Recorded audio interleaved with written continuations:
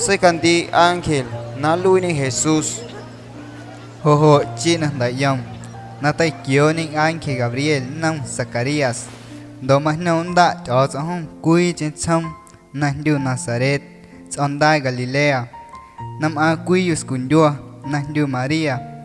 Chan nei mawa no ka ni kyo kui chan sa na ndu Jose, chan David. Da ta kie ángel yu nam a zo nam Shmandu unat matina ya namakanda kit out anin endu kinta cha chon helku umat nani tay do Maria kia na nei no mai hay san e ni na ham do hay tom a cham lo ma mo no mai kia ho zo anh khe nam Maria tin oe e ut mana ya na tay nang namakanda onang out loa lui daindu don sangui quito cho don sekandu hu Jesus hau luit mani sekandu na hum dan kit ot nam anan de tiche don ni kiana lui ni rei cha shen ni sashma David na to chan thang ma shel ho te na chan thang sanda kan tho Jacob